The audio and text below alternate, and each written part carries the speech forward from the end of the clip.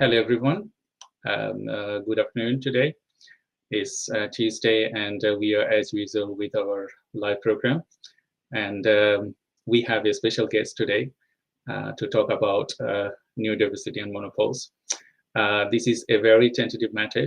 Most of the community, they don't want to talk about puberty, menopause, and other related matters. But as a neurodivergent person, we think that it is a human integral part, and we need to talk about it, because the more we talk about it, the more we will understand, because from born to die, we will experience these things, even if you are a man or you are an woman.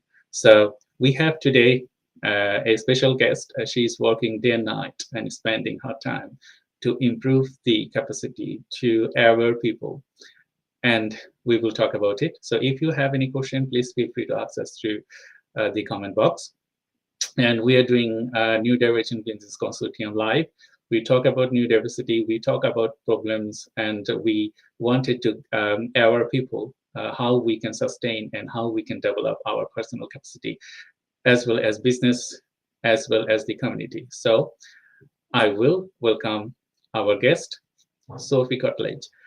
And I cannot express how happy I am today to welcome her, because she's working, as I said, to the top levels, to work in the society, to get this to the next level. And if I could support her in a way, that would be my great privilege. So hello, Sophie, welcome to NBC Live. So I would request you to introduce yourself to our audience. And to our guest, if you wanted to ask us questions, please feel free to ask us through the comment box. And here we have Sophie Cartledge, and we're going to be talking to you, to aware you through menopause. Sophie, please. Hello, Shah. Thank you ever so much. That's a lovely intro. Thank you. Yeah. So I'm a little intro. I'm a menopause trainer and coach. It's predominantly what I do. So I deliver menopause training to workplaces, to train managers on how to support their employees in the workplace. We run workshops for employees themselves, so they've got a better understanding of kind of what to look out for. And the idea is really that the more information we have, the more armed we are with that information, that women might go on to have a more positive midlife or perimenopause, menopause experience, that they won't leave workplaces, they won't need to decline promotions, be supported in their workplaces. So yeah, I'm from Hormones on the Blink. We also run community support as well. So for different groups within the community, locally and online as well. I don't know if I've lost Shah. Have I lost you? I think we might have a connectivity problem. Oh, no, that's fine. You're still here? Yes, we're here. Yes, we just listening to you, and I will go off to the stage sometimes to give you the full potentiality and talk to you more. So I'm going to go offline on the stage. I'm still with you, and I will come time to time to talk to you and let people know about menopause. And please carry on. Okay, yeah. So really, that's the kind of the gist of it. But obviously, we're here today to talk about when neurodiversity kind of combines with perimenopause and menopause with hormonal changes. We know that there's been an increase in women that have been diagnosed with neurodivergence later on in life, which is often triggered by those hormonal changes. So I'm really happy to be here today to be able to talk to you guys and with Shah about that. And as he mentioned, if you've got any questions at all, please do share them in the chat. Thank you, Sophie, and it's been a pleasure to know you for quite some times now. And we are both neurodivergent, and we are proud to be neurodivergent, and we have different missions. So you are supporting me, and I'm trying to support you. We have a small community, and we wanted to go beyond our levels, and we wanted to reach national and globals. And we cannot do it without collaboration and individual contribution from the community.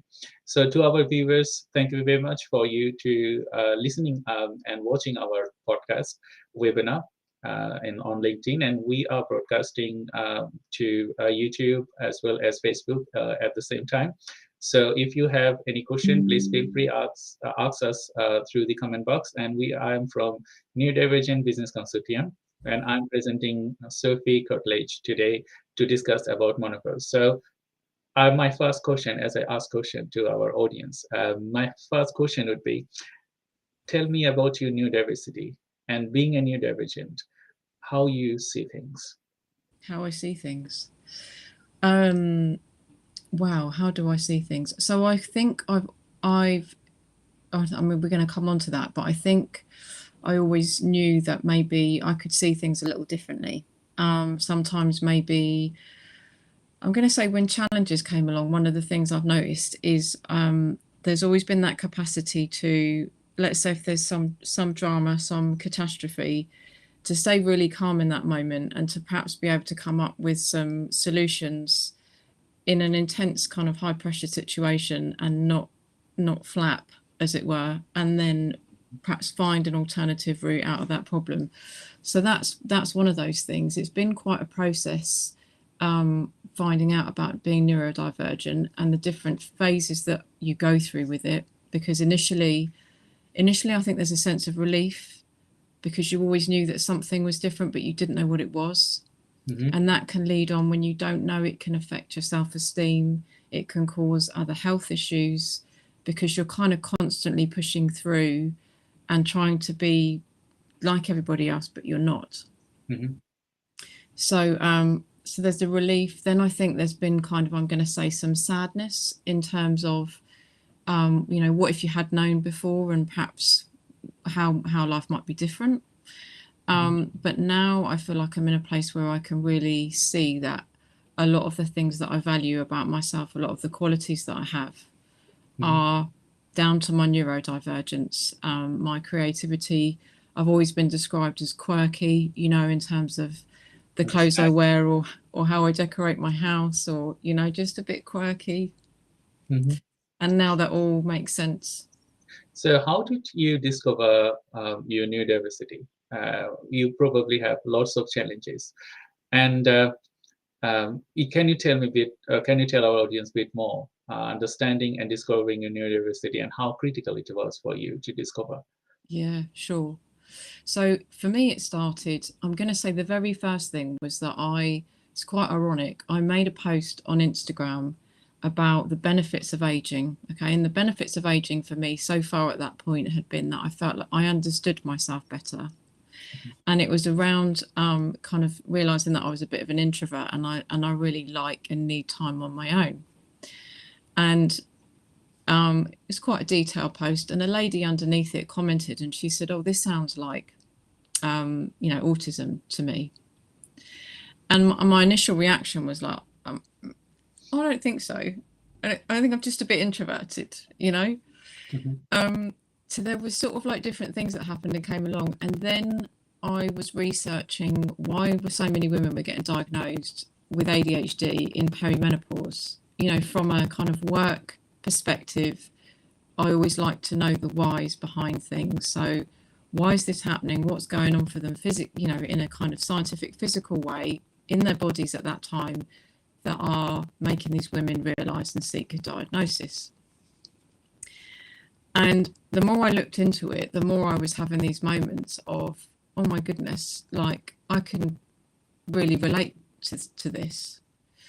But I didn't want to. I was really aware of not wanting to kind of take space away from other people if that wasn't really what I had, So I went about it very, I'm going to say, tentatively and very thoroughly until I got to the point of, wow,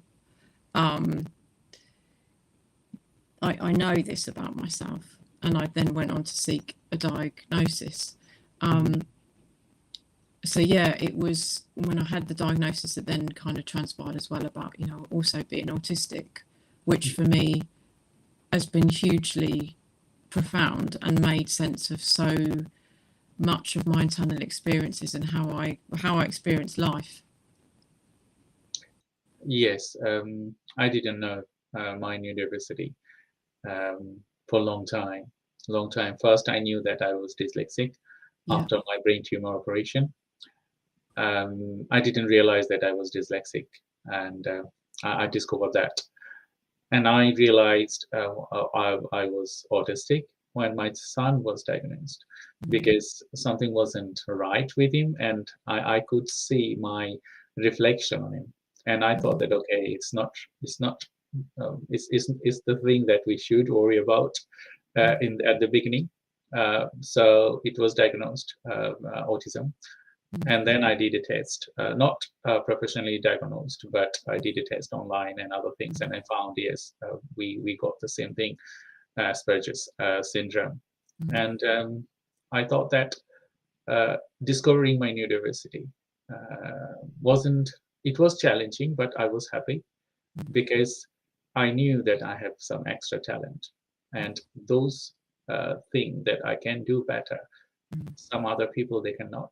Yes, I have some additional needs and other thing, but those needs is I would say is my needs. And if you fulfill, if you support those needs, and I can be a different person with talent, with achievements and capacity. So I think it's going to be the same for you, because we are in a neurological, I would say, strength, because we can do things differently than other people cannot. So the society, they're embracing it now. And I think the work you are doing and the work I'm doing, people will benefit from their years to come. Years to come. It just started, and there are many neurodivergent individuals. They are working to improve people's life, and we think about people, and we think from our heart. It's not like that we wanted to earn money. Yes, earning money is one thing. You cannot live without that, but supporting your community, the work you are doing, it's I think impossible for other people to do, because you have to do a lot of sacrifices. I understand myself. So I congratulate you for the work you are doing, and I'm proud of your work. I would ask you another questions. So there are going to be some challenges working with women and men, menopausal or premenopausal and other things. Can you tell us some of your challenges? Share with our audience. Yeah, sure. I mean, some of the challenges I'm going to say so far that I've kind of experienced, talking about this the kind of the intersection, if you like, between menopause and or perimenopause, hormones changing, and neurodivergence. I think the first challenge is the difficulty in being able to identify what is causing, what is the underlying issue, because there's so many similarities. So for a long time, I can look back retrospectively now and see that all of the stuff that I thought was down to my hormones, it's not that it wasn't down to my hormones, but it was also about how that was impacting my brain. But when you're in it, you don't know why things are so difficult. So I think the initial challenge is, things like, for example, brain fog and not being able to remember things and getting more forgetful. Well, we put that down to hormonal changes and perimenopause and menopause. But also, that can be part of kind of the I'm going to say the neurodivergence, the difficulty perhaps sometimes staying on task and remembering what you were doing and jumping from one thing to another, whilst losing huge chunks of time, right? You can get so stuck into something, you can lose 4 hours and realise that you've missed a Zoom call you should have jumped on. So a lot of women kind of describe that kind of finding out, or that don't know that they're neurodivergent and they're in perimenopause. They describe it like the wheels start to come off of the bus of their life. So they might have had all these different, like, I'm going to say almost management systems to cope. So whether it was like constant reminders or delegating some of that stuff to their partner. I know for me, I've never known when inset days are, when it's a dress down day for my kids. You know, we've rocked up on inset days and I go, oh, this is nice, I can park. Right. And then I go get to the school gate and the teacher comes out and says, oh no, it's an inset day. And I'm like, oh, I've got to go to work now. What am I supposed to do with my child? So that's been an ongoing joke. There's lots of things like that, but that got so much worse. So much worse. So I think, yeah, that's the real challenges there are people picking apart, then getting help for their hormones if they need it, right? Mhm. And then going, okay, what's left here? Then you've got, obviously, if somebody wants to go down the diagnosis route, you've got the weight, you've got the cost that might be involved in that. So I just think we need so much more for people, like talking about their experiences of how, okay, what was it for you when you were going through that highlighted it. Because for me, I'd get days where I'd sit down at my desk and I'd try and work, and it was as though I had 50 thoughts all going on in my brain at the same time. Mm-hmm. Only I couldn't grab hold of one of them and do anything with it. Mm-hmm. So it was like I felt, it wasn't brain fog, it wasn't a lack of energy, but it was like I was plugged into the mains, you know? Yeah, understand. Yeah. And Yeah. I didn't know what I felt. I don't know what to do with myself, because I've got all of this work to do. Mm-hmm. What am I supposed to do? So there were a number of things that suddenly made day-to-day life and work really challenging. Yes, sometimes we feel funny because the same experience I had, and I had extra layer.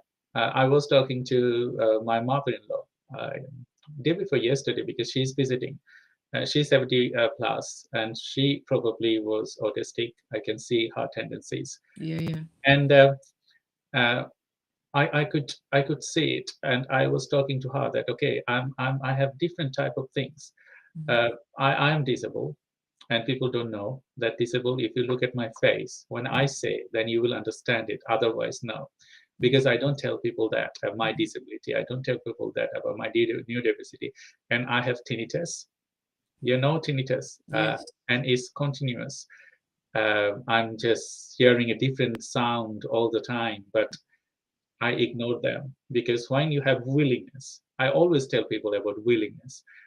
When you have willingness, you can discover yourself and you can achieve success that I had, that you had. And it's a different experience. And achieve, when you achieve, you feel happy and your life settled. My son, he's following me now. So he's thinking to become a scientist like I did. So that's why we're working, isn't it? To support people that, okay, people, we've been neglected for many years. So now it's time for us to hold our things and then be successful. So to our viewers, we thank you for your time. And we're going to be talking more on neurodiversity, women, menopause, and men in the next rest of the webinar. But we wanted to ask you, if you wanted to ask any question, please feel free to access to our comment box. And we are from Neurodivergent Business Consortium as well as Hormone on the Blink. And we will talk about neurodiversity and menopause rest of our program. If you wanted to talk to Sophie, you can directly DM her. As well, she's on social media. She's on LinkedIn, and I'm on LinkedIn. And if you wanted to have a specific support here, Sophie is the right person to do so, because you don't know what will happen when time will come, but you have to be prepared. And most of the people, they are not prepared. They think, okay, when the time will come, we will manage it. But we will talk about it, the death rate and the struggle and other things. And Beverly just said you hello. I just gonna go to the chat. Beverly is here, and she just said you hello. You probably see her message. Thank you, Beverly. And Beverly is a strong woman of business. We are working together. You will be happy to know that we have formed business squad to support business for the locally, nationally, and internationally. And I've Beverly heard about this. is It sounds amazing. she's our CEO now. Incredible. Yes, and we are very proud to work with her. We are teammates, but we will not go into detail. I will do a live next Friday with her, and we talk about peer, but that's a different channel. Yeah. But here we will talk about neurodiversity. She is neurodivergent, and we are proud of her. Yes. We all neurodivergent. We are transforming the society and contributing more. So my next question would be, if we continue talk, you know, why can menopause be such a challenging time for neurodivergent women?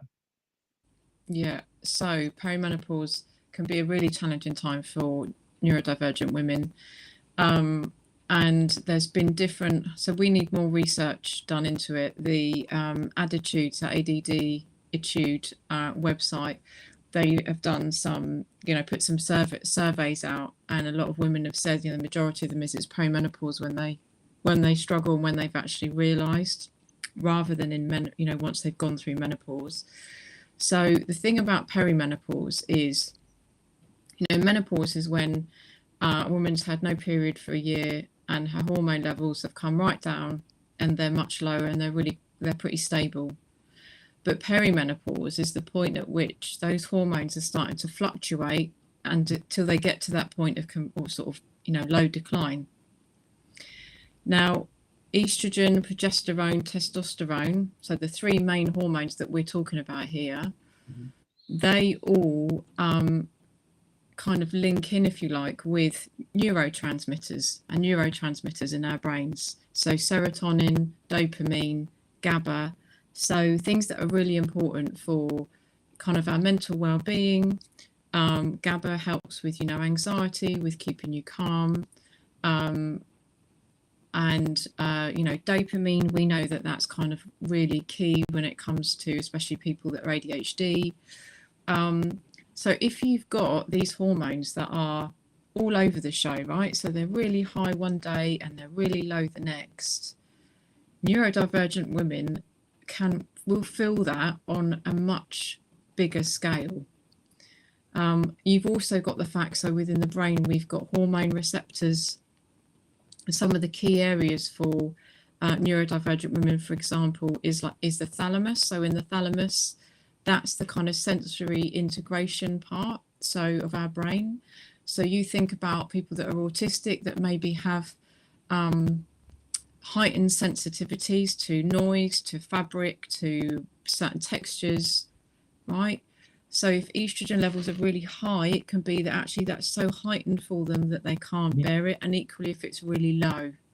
So that's just one area of the brain, but it also impacts, we've got hormone receptors in the prefrontal cortex, which again is key, for people that are perhaps find, how can I put it, planning, decision making, all of those things challenging. Suddenly that becomes more challenging too. So you can, when you think about all of that, you start to build a picture as to why life becomes really challenging, because you've just about managed the noise sensitivity, and you've just about managed if I keep a list and I set constant reminders, for example, and then those hormone levels change and they fluctuate, and suddenly difficult. Yeah, really difficult. Very difficult. Yes. So as we are human, we will experience either men and women on time, but we have to be ready. So to our viewers, today we are talking about menopause and neurodiversity, and we will continue our talk. And if you have any question, please feel free to ask us through the comment box. We have another wishes from Thomas Hutchinson. Thomas, you know him very well, maybe, and he's my co-host. So we run program together for Neurodivergent, and he's the NED, non-executive director of NBC, and we support local people with NBC to hold their hands, to support them with strength and tackle weaknesses, and fear. So we are here to support neurodivergent community. We have many viewers today, and we thank you for your contribution. And if you wanted to ask us any question, please feel free to ask us through the DM box. And if you need any support, if your career, your job, business, as well as Sophie is here to support you with all of those things, because some of you probably working and you need to support for menopause and other information, and as well as there are mental health involved in that scenario. And we have Sophie here to support us and as well as talk about menopause.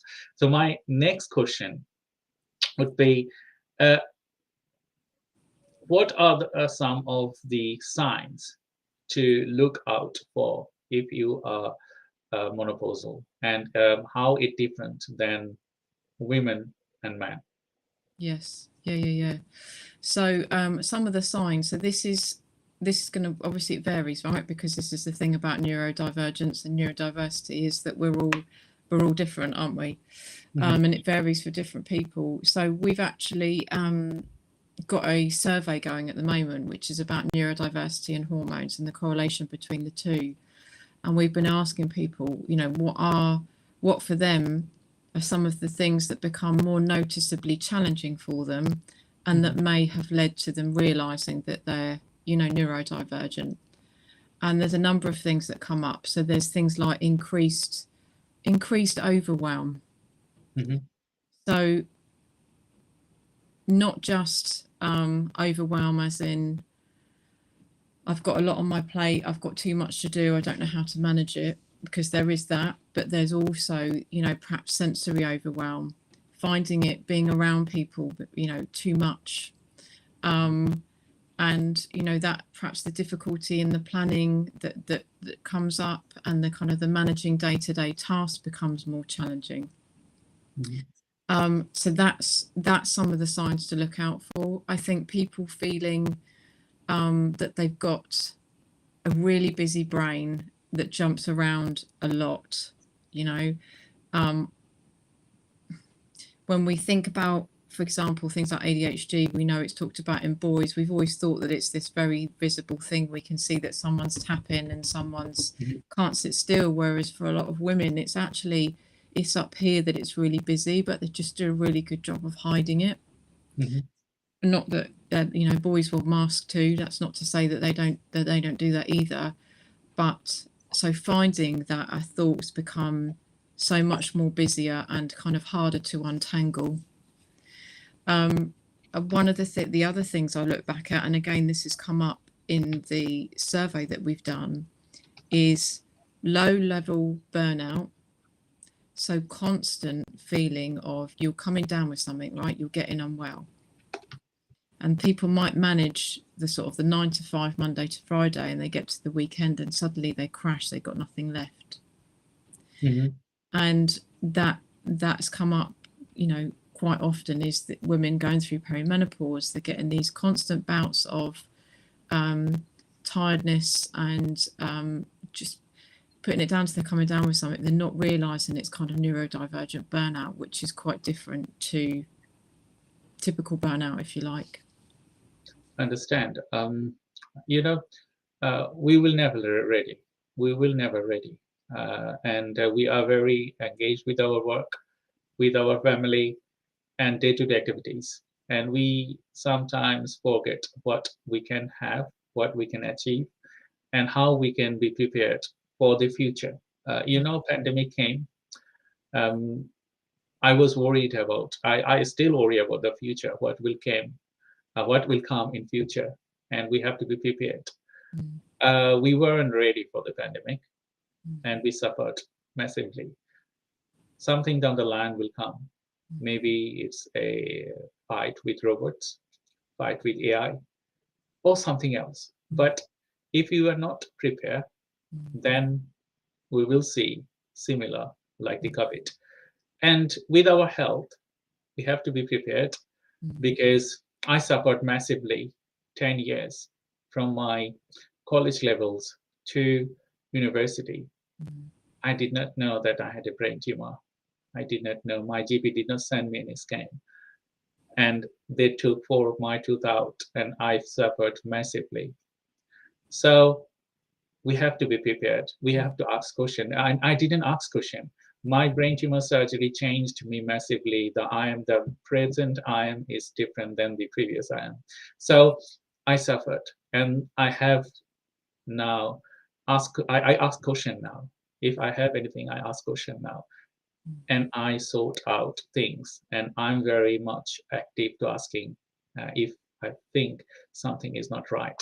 It doesn't matter people like it or dislike it, and understand my health, and I support with other people. And you are the same, because asking you things and awareness is a cool thing. I might get dementia because I forget things quite easily. So if I don't understand those things, it will be difficult. And menopause is a thing that we should talk about. And I again thank you for your work. And we're going to be working nationally and globally for this together to support people in the UK and elsewhere. Sophie, you are doing a very good job, and my congratulations to you. We're going to be heading to the next section, but before that, I will ask some questions. We get something from our audience. So just give me a second. We have one thing that Christian Farrell, excuse me for my pronunciation, because I have a problem. I cannot pronounce certain words due to my surgery. My muscle doesn't allow me, so excuse me for that. You can see a comment from one of the guests that has commented here. So do you have anything to add? Yeah, I think, Kirsten says, isn't she, that those symptoms were what made her explore her neurodiversity diagnosis, as well as procrastination and lack of motivation where values no longer align. And I can really relate to what she said there. So interestingly, one of my first, what I thought was symptoms of perimenopause, again, may very well be, but was rage. And I had never been somebody that was able to, I didn't really express anger. It just wasn't an emotion that I could connect with, to the point that I'd question, like, was I human, because I should really feel angry about something, and I just didn't, right? And now, understanding neurodivergence better, I understand why. But so I think those hormones changing for me was sort of the start of the unmasking process, where I could suddenly, I had access to this anger, but the anger would very often be over injustice. So it might be injustice in the workplace, where I felt that. I remember working somewhere and just getting to a point of thinking, I don't think I can bite my tongue over this. I'm going to have to say something, because this isn't cool. I don't agree with it. And like what Kirsten's mentioned there, I think that's a big thing, is where your values don't feel okay with that, you're not able to just go along with it any longer, and you find you actually need to realign yourself with what feels right in your core, and kind of be true to who you are. But because you might have masked for so long, you just haven't had access to that until now. And it's something, isn't it, if you look at the whole neurodivergent community, there is this misconception, I think, that, for example, autistic people have no empathy, right? That's not true. It's not true. That's true. It's not true. And yeah, okay, some people might have less empathy, some people might have more empathy, but the ones that I know and I connect with, we are hugely passionate about social justice or social injustice, and have huge amounts of empathy for what people are going through.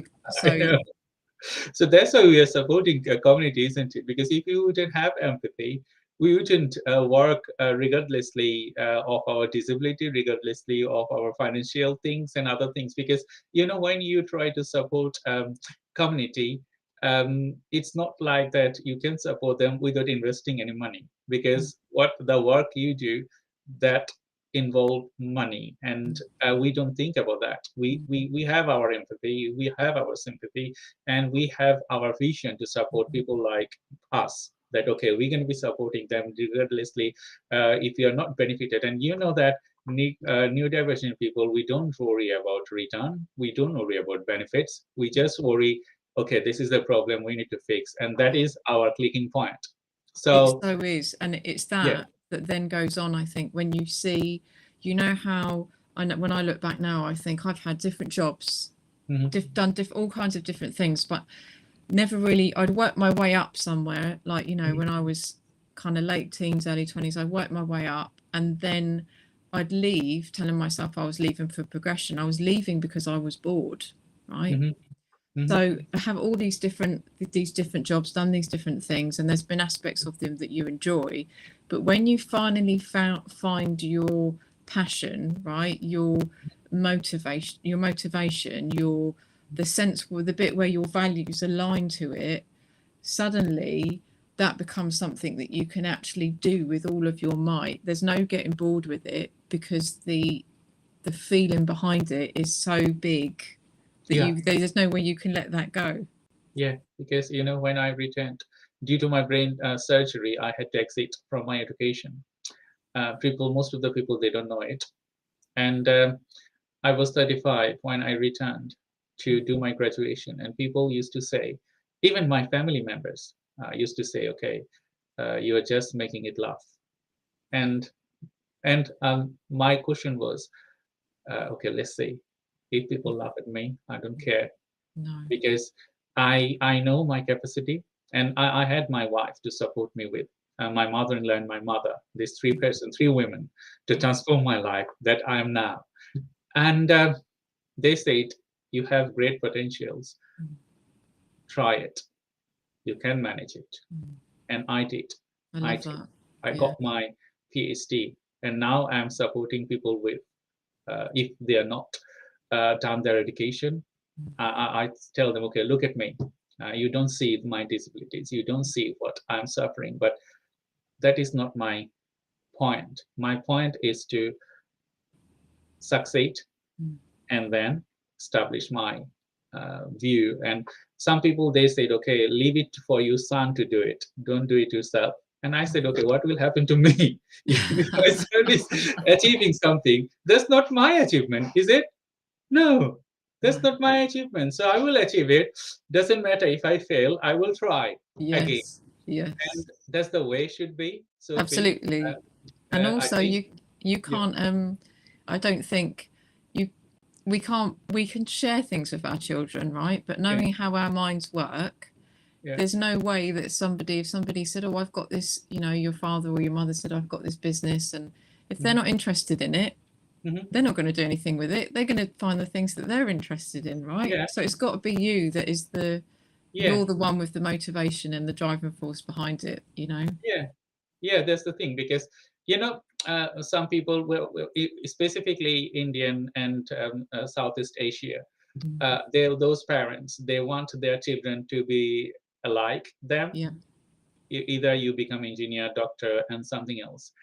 And my mother also wanted me to become engineer or become doctor, and I couldn't do it because I was in pure science. I was very good at education, but my brain tumor didn't allow me to. I passed my college exam in 3 times. I did not know what wrong with me because I was brilliant. I had a good results on my schools, but I did not know. But I was an equator. I know my behavior. I was an equator, and my mother used to say, "Do the good thing that you can. Don't worry about what people say. If you don't harm to anyone, doesn't matter what you do, what you achieve." So achievement is the core of your motivation and core or your belief. So if you believe that you will achieve, you will achieve.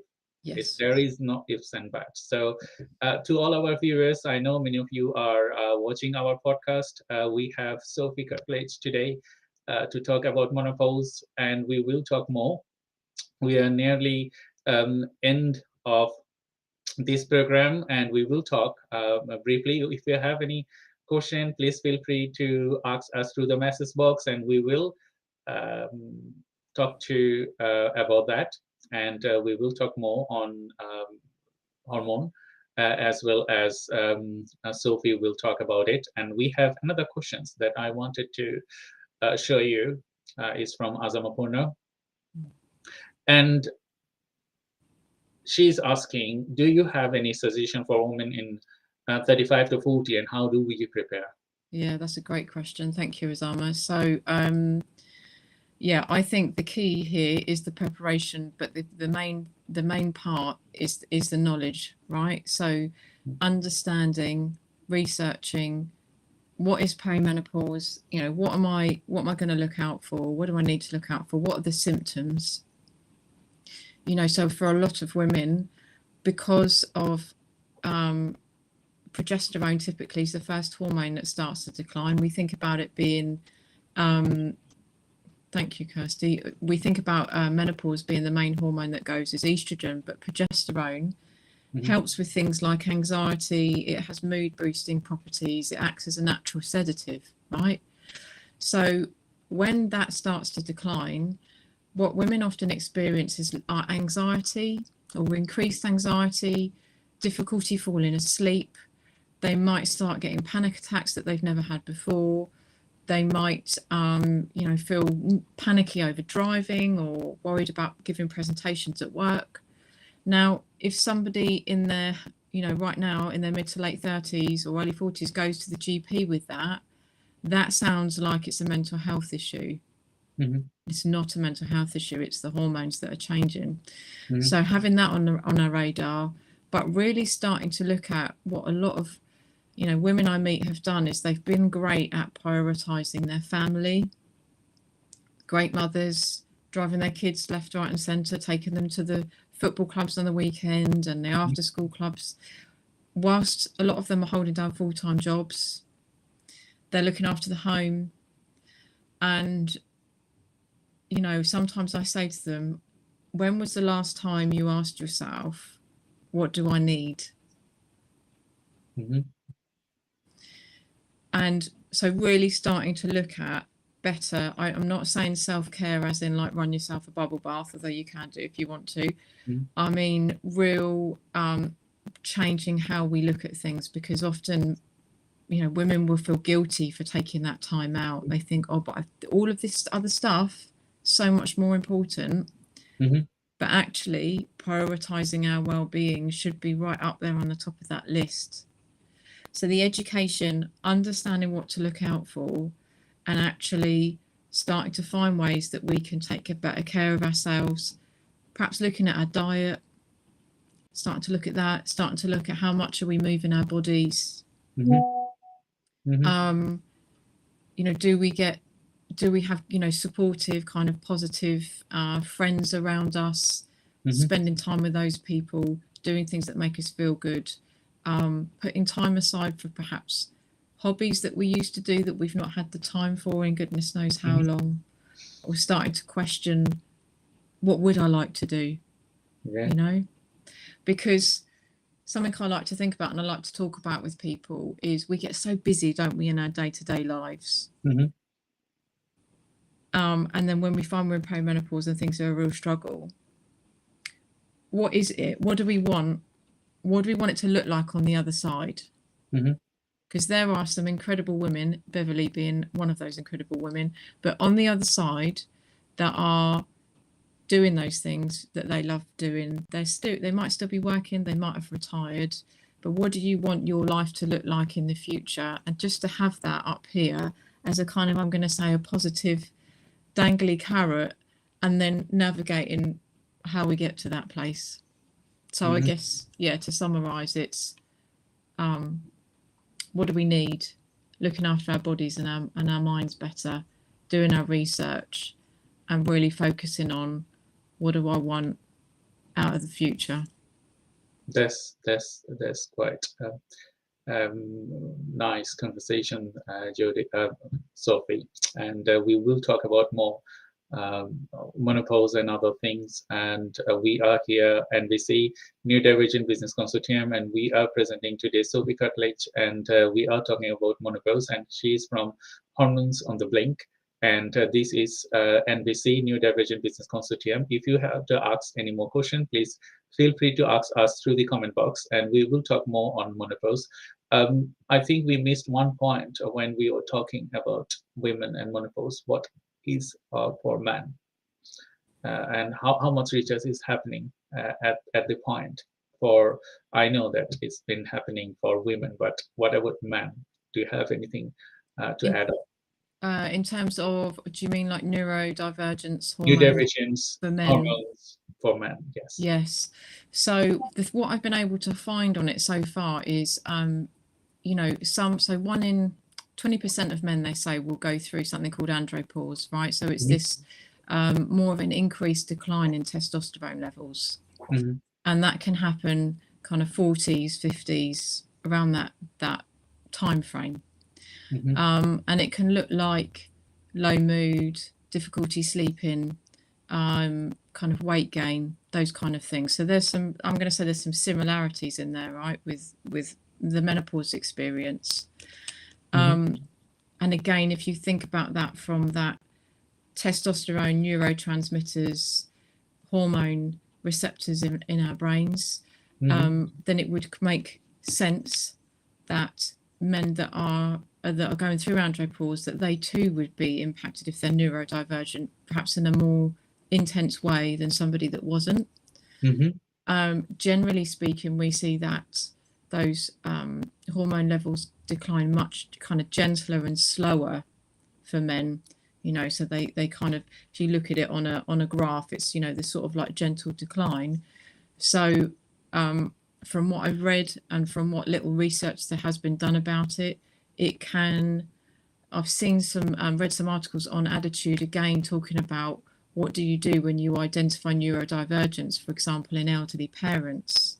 Because you can then start to imagine, well, does that start to look like dementia?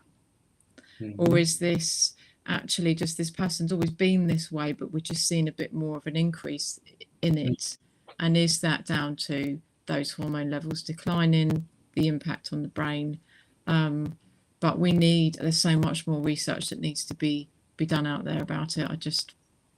We haven't got enough, have we? I think there isn't enough research either for women as well as men, because women are the biggest sufferer, isn't it? And we need more research. And without that, you cannot have a preconceived idea that it will happen, because humans are different, they are versatile, and their sufferings as well as their symptoms are different, because you maybe have some common similarities, but there will be different than individuals. Like neurodiversity, every person is different. Yes, we have some common characteristics, but most of it is different. So to our viewers, thank you very much for your time and watching our live broadcast. We continue to work and talk to Sophie about menopause. And we will have our next event on next Tuesday with another of our guests. And we will talk about neurodiversity as well as domestic violence to our next Tuesday. And we will have RZ Abasi to host me, to talk with me for those. And we have Sophie Cartledge from the Hormone on the Blink, and we will talk about menopause rest of the session today. So my next question would be, you are working rigorously in the community in Southeast. And can you tell me a bit more, how do you work, how people can reach you, and what support you provide? Yeah, sure. So I mentioned, I think, briefly about the survey that we're doing at the moment, and perhaps if we can later on, I don't know if we can add it in the link. I think we can. We can add the link. So to our viewers, Sophie is doing a research for menopause, so we will share that link in the description. So if you could support her with that, that would be fabulous, because we want more data and wanted to talk about more. So please carry on, Sophie. Yeah, thank you, Shah. So that's around neurodiversity and hormones.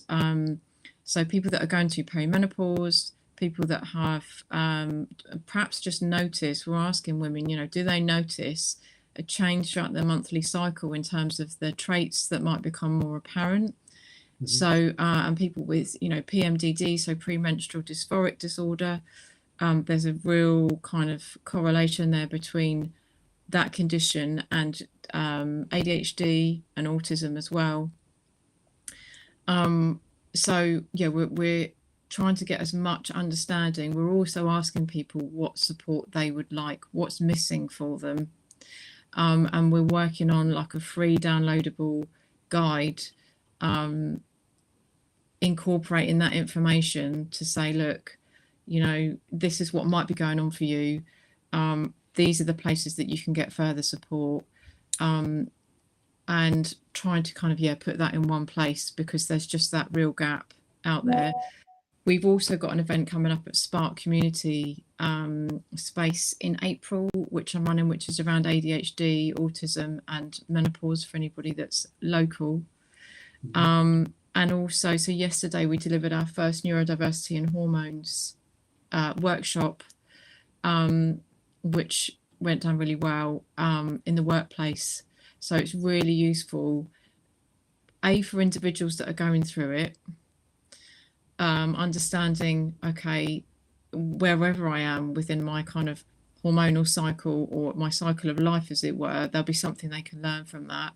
But also that workplace perspective, and I know we're going to talk about it later on in the month, of how do you support neurodivergent people going through menopause in the workplace, because there might need to be some additional adjustments that are made to support them when sometimes things, you know, sometimes they just might want to be in a silent space.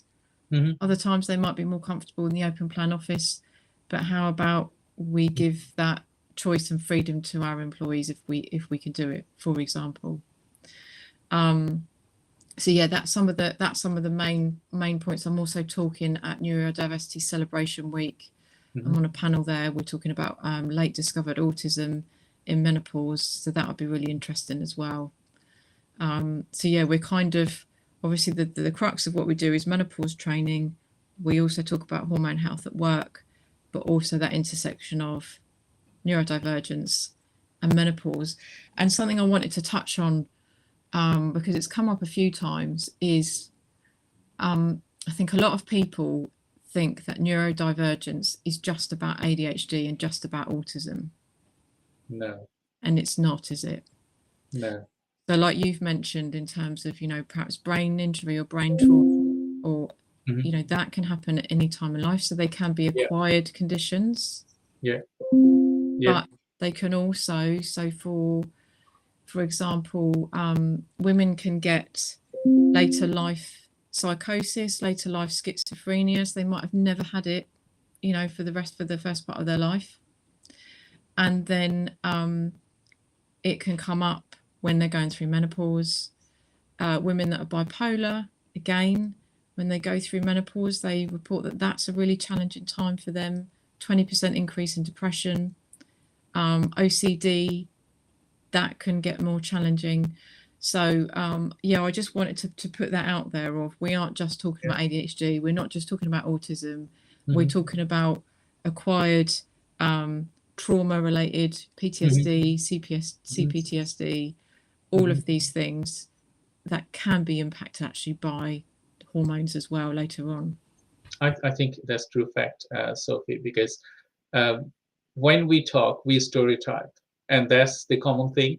So here we talk about neurodivergent, we talk about disability, we talk about a lot of other neurotypical people as well. So we talk about neurotypical people, we talk about neurodivergent people, and we talk about disabilities and many other things. So when you work with these groups, what you look at to them, like how your information being delivered to them, and how they can access you through social media as well as. Do you have anything to add on? In terms of getting in touch afterwards, you mean? Yeah, so we're on social media. Obviously, I'm on LinkedIn, we're on Instagram and Facebook, so under Hormones on the Blink. Our website is hormonesontheblink.com. So yeah, if anybody wants to get in touch, Kirsty, I think's asked about when are you running that again. So I'm not sure which one you mean. If it was the one neurodiversity and hormone, so that was one that was specific for a business, for a client. So if that's something that your workplace might be interested in running, then like please reach out. Yeah, again, I can add the links in afterwards to social media accounts perhaps, and things like that for anyone to reach out that wants to. I think that would be a good idea to share your research link as well Yeah. as continue this conversation to the next levels. Because to our viewers, thank you very much for your time today, for spending 1 hour. Nearly we are end of our session. We just got 5 minutes. So if you wanted to ask any question to Sophie and me, feel free to ask us. And if you wanted to include yourself to one of our live webinar, please DM me directly. We will talk about your problem. We will talk about the problem of the society and how we are fixing those problems ourselves, because we don't get that much support from the local or national government, do we? No, we don't. We get support from our friends. We take support from our community, and community are the strongest supporter of any work we do. And you are our strongest supporter, and we need you to continue support us uh, to grow and to serve people in the Southeast as well as nationally and globally. We have Sophie Cartledge from Hormone the Blink, and we are talking about neurodiversity and menopause. Sophie, as we are nearly end of our session, I just wanted to ask you, do you have any advice to the women for menopause or men, and how do we sustain our future? That's a good question. Any advice to anyone going through it?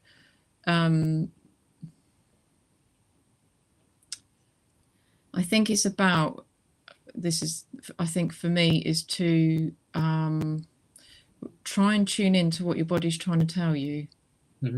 Because I think the majority, whether we're male or female, have masked certain things to fit in with society, to fit in with situations around us, and we can become quite. Then there's issues like alexithymia, where we perhaps don't connect into how we're actually feeling. That might be a challenge. But really starting to try and listen to what our body's trying to tell us. Because if people go to the GP, right, and the GP says, oh, it's not that, or it's anxiety, oh, well, it can't be perimenopause, oh, well, you can't be, it's not ADHD because blah, blah, blah. Really just tune in to what you feel on the inside, and then surround yourself with people that get it and that you can talk freely about it. And whether that is the supportive network for menopause or whether that's supportive network for neurodivergence, when you find your people, it helps you kind of, I think, realign with yourself, and also know that there's nothing wrong with you. You're just different to some others, but very similar to a whole bunch of people out there. So it's a bit long-winded, but that's my that would be my takeaway. Thank you very much for your advice. And to our audience, we're going to be ending our session very soon. And thank you very much for your support. So we have Kirsty. You are doing just a message from Kirsty. Thank you very much, Kirsty, for your brilliant message. And we wanted to continue to grow our network and continue to support people with neurodiversity and all other aspects, because we will come here with specific problems, and I will bring someone. They are solving some of the aspects of the society, because we are jointly together stronger, and individually we do a lot of different things to support individual causes. So today we have Sophie Cartledge from Hormone on the Blink, and we talk about neurodiversity and menopause.